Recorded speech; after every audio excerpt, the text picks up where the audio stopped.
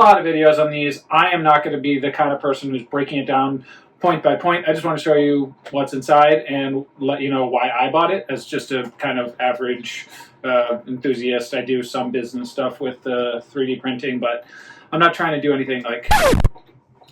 Hey everyone, welcome to my incredibly messy little workshop here. We have our 3D printing here, we have our cutting here, lots of stuff going on, our laser cutting, and we don't have that much room, so I'm doing the unboxing right here. Excuse the mess, it's pretty crazy. But anyway, this is the Flashforge Adventure 5M. And there's a Pro version of this as well, but I ended up going with this one. The Pro version has an enclosure so that you can use filaments that need a certain environment in order to print. I ended up just going with this. Later, maybe I can add the enclosure or do a DIY one. But what we've been working with until now is one of these, Ender 3 style. It's a Voxelab Aquila. I think it's an X1, S2 or X1, something like that. Anyway, it looks exactly like the Ender 3, and I was getting a little tired of dealing with all the leveling and a few other things, so I was like, let's get something slightly more expensive, slightly sturdier, and I was looking for the $300 to $400 range. This thing was $299.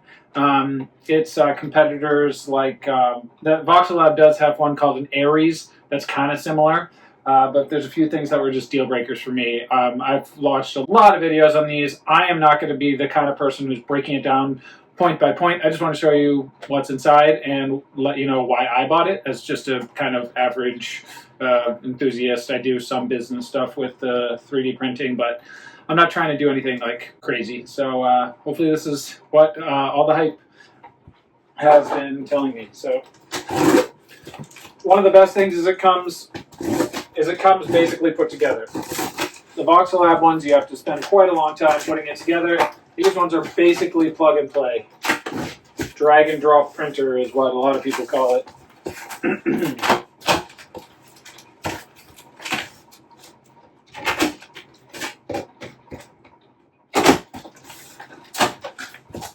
Okay, I'm actually going to set this down so I can show you what's inside on the table.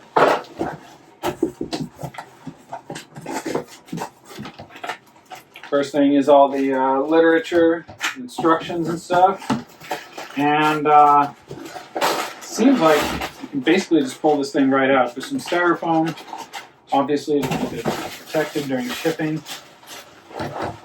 Looks like I can just take this right out of the box.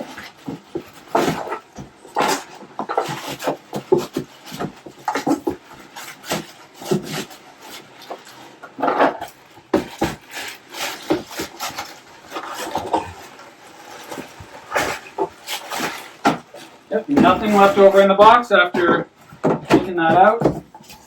Basically one big piece. Let me double check there's nothing else. There's some styrofoam and yep, that's it.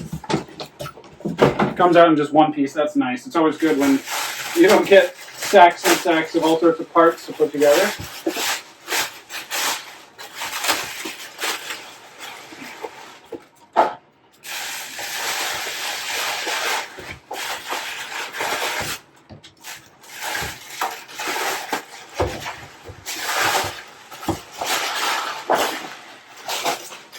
First impression already is that it's super sturdy and compact. This thing, sturdy. The S2 right here. I kind of took it apart a little bit, so it's kind of messy right now. But I was having a lot of problems with it that I hopefully won't have with this. And the biggest con, we'll find out later, is apparently how loud it is. But they recently came up with an update to turn off the loudest fan when it's idle. So hopefully it's not loud anymore at that point. Let's see, we got some sample filament, which I seem to never use, but maybe I should for a benchy or something. The screen, power cable, some more styrofoam. Let's see. Oh, I heard that the screen is kind of like there's this tiny little ribbon you have to use to get it on, so be careful when you're putting that on.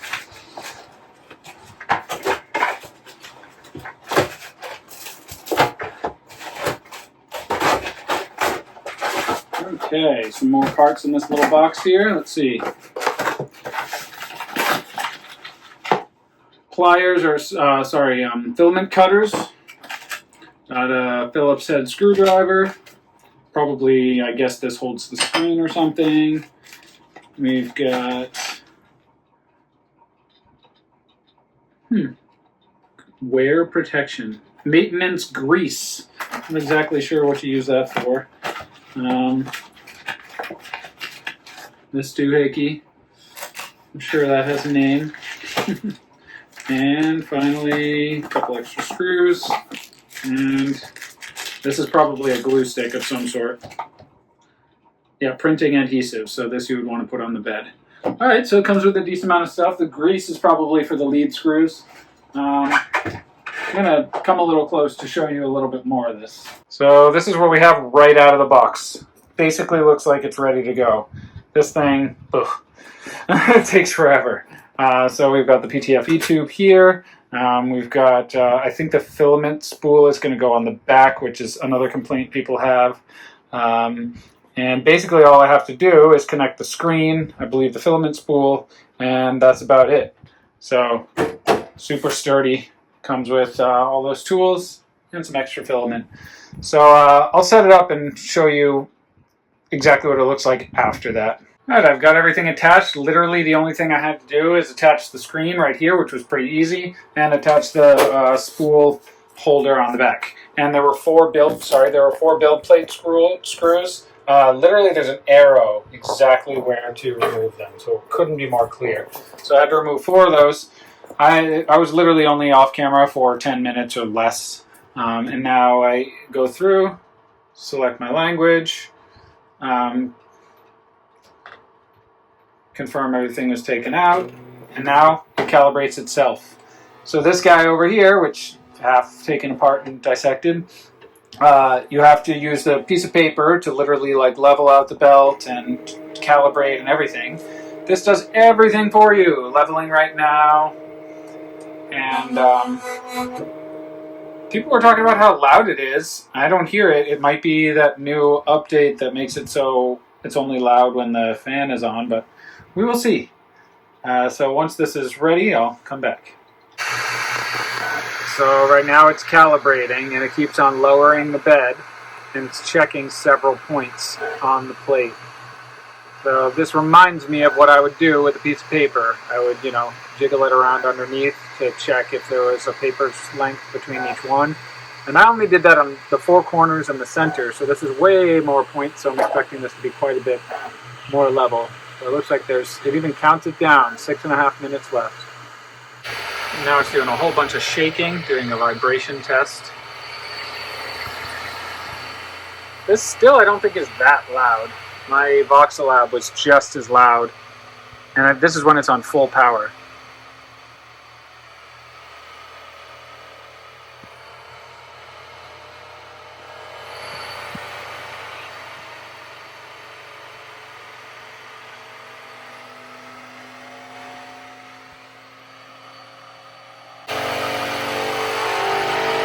Wow, it really gets going with that vibrate.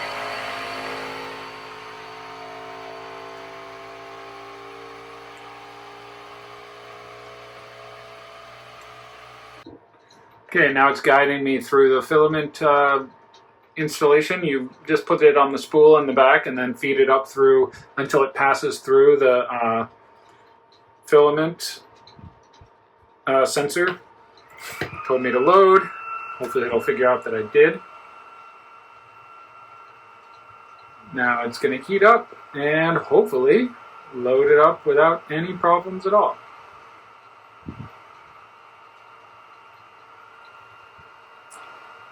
Heats pretty fast. I mean, you can't heat much faster than a certain speed, but definitely faster than my one I had before this. Wow, yeah.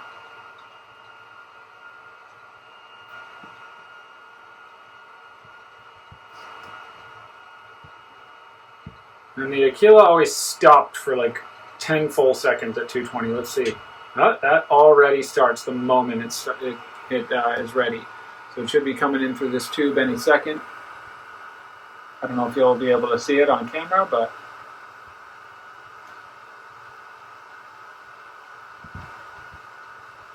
not quite black. I'm using the one that it came with. It's some sort of other, like, shiny stuff. I'm feeling it's moving. Oh, we already got some coming out here. But is that extruding properly? Well, we'll find out when we make a benchy. Looks like it has a 0.4 millimeter nozzle, and the cool thing about this is you can literally just unscrew that and put it in a different size. Alright, please clean the filament cap on the nozzle. Okay, cleaned it off. Oh, and it already just prints you a benchy right away. There's no, just goes, just a cube, that's all. Usually it's some sort of cool shape or a way to demonstrate the abilities of the machine with various angles and stuff, but oh well. We'll see how the benchy turns out. So it's been sitting at 0%. It's at 220 degrees and 50 degrees for the bed, but it hasn't gone anywhere yet. There is some filament coming out of the tube. I hope I don't already have something wrong out of the box. Let's see. Okay, it turns out my filament was caught on the spool. That's one of the problems with having it on the back. I really like having it on the side where you can see it moving. But anyway, I finally got it to actually heat properly by basically taking the filament off the spool and letting it just go naturally. But this is also cool because I found some other benchies that it comes with. A touch pen, a boat, a concave dodecahedron, a desk organization clip, an ice cream cone, a keychain, and a mobile phone holder. I'm going to do the boat because it demonstrates the capabilities of the machine the best. Alright, and we go, I think this means print. I'm going to say yes to leveling. No to leveling first because we just did that. Alright, boat ready, and it says it's about to start printing. Let's see. This is also cool because instead of going, instead of the head actually coming down and being the thing that prints and slowly moves up, the bed actually comes down, which I think makes it easier to keep it level. Because all that extruder does is go back and forth. So it only has 2 axes to travel on, whereas the bed has 3 and leveling. So I kind of like it like this. Okay, so this time it says printing, and hopefully it actually goes. Last time it said printing and it just sat there. It didn't tell me that there was something going on with the filament. Let's see. It is coming out this time, I think. Yep. Last time this didn't even happen. So, and apparently it purges and does a test strip on a random place on the bed. It doesn't always go to the exact same spot. Apparently that can wear out your bed if it's on the same spot every time. So that's kind of cool.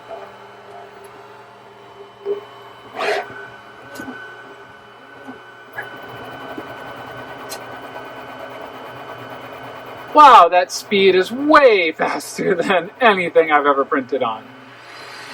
Oh my God! People have said that they've had to turn it down, the speed, because the magnet that holds the fan onto the printer is not even able to keep up. So sometimes that magnet will fly off and you'll be left without a fan if you have it on top speeds. So some people even have to slow it down, which is kind of ironic considering it's advertises itself as a very fast machine. Alright, I'm going to let it do its thing. It's only a minute long for this whole entire boat benching.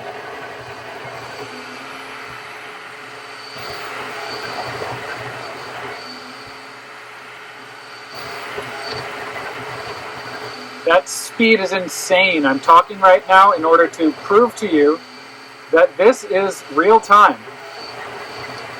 Wow! This is like at least 10 times as fast as an Ender 3 style model. And it's only like $150 more. Right now the Ender 3 is $150, this is $300. Like, you're just getting into 3D printing and you don't want to sit there for hours for your prints. Holy moly. Okay, it just went up from 1 minute to 2 minutes, so I don't really know how much we can rely on that timer, but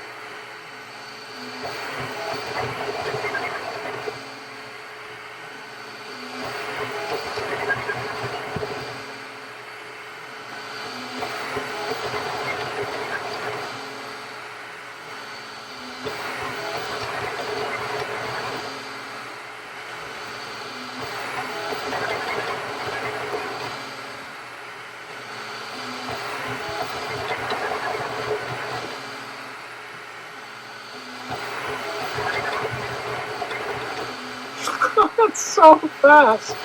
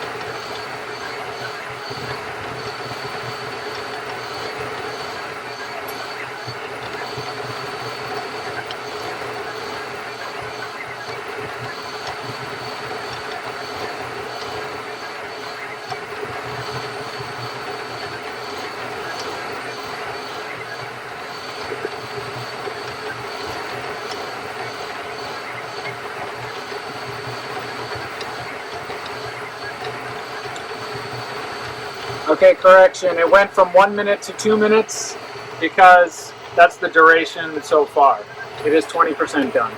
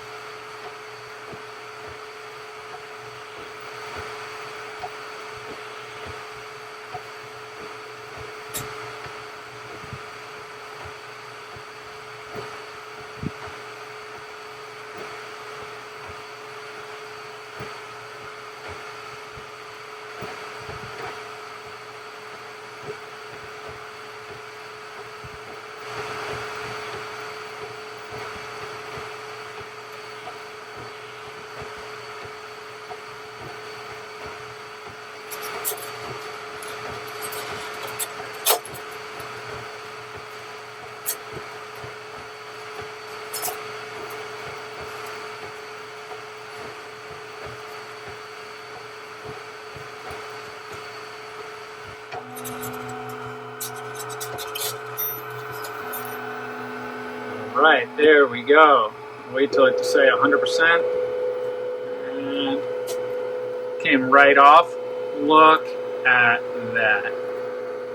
I picked this thing up from the box and took it out. Did nothing but put on the screen and plugged it in and put some PLA in, and it went perfect. No leveling, no messing with settings. Everything ready to go. Holy moly, look at this benchy. No ghosting or whatever they call it. No imperfect, like, wow. And the speed. I'm going to have to do a couple other benchies, the other stuff they come with, to show you. And I'll try to do a better time lapse. So another big con for this machine is that, for some people, is that you have to use their slicer if you want to use it on Wi-Fi. I don't really care because I'm so used to putting stuff on a USB, and if you just throw all the things you normally print onto this USB and put it in there, it'll save it and all the settings are there. I don't think it's that inconvenient. Or just use their slicer. It's not that bad. It's not as good as Cura or other programs that you might be used to, but it's a basic slicer and it'll work. It'll do the job if you want to use Wi-Fi. But a lot of people really, really don't like that. Even though it's using Clipper, it's still giving us a hard time. I don't know why Flashforge doesn't make it open source. Maybe they will eventually. So another thing to note is just hanging the filament on the back does not really work. You do need to spool it somehow. I have it kind of in a weird configuration to sort of work. Anyway, let's print a couple more benchies. I want to do the concave dodecahedron just because I want to see how it does the support system, because this one I think will probably have to have supports. So let's see.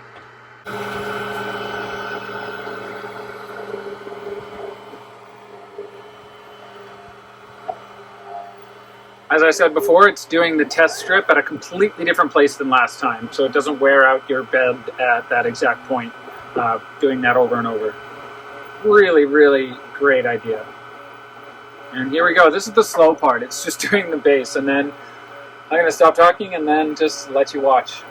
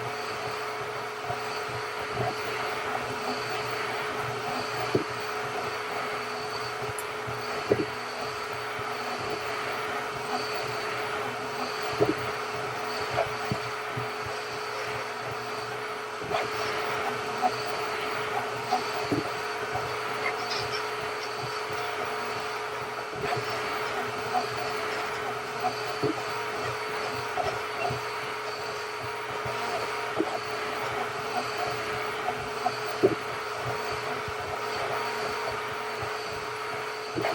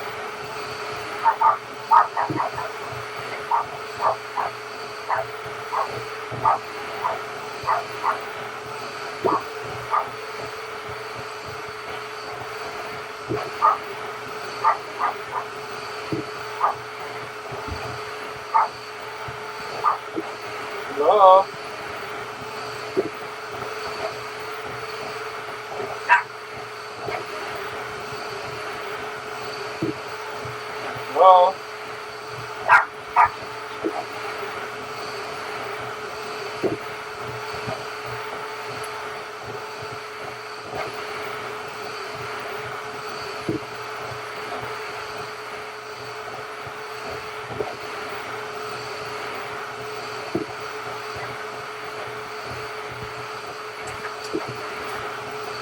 Hello?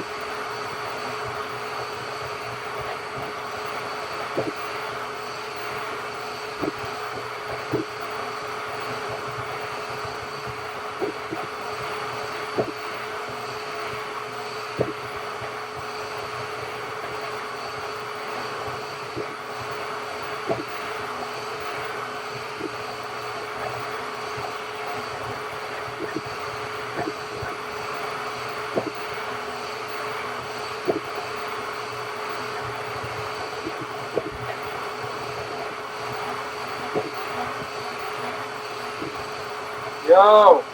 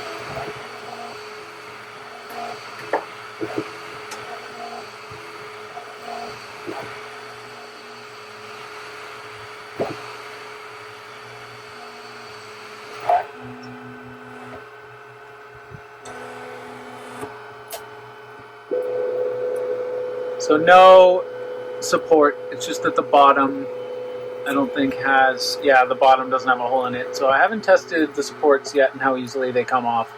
Hopefully I'll do that in a future video, but holy moly. That took 34 minutes. Huh. Flawless.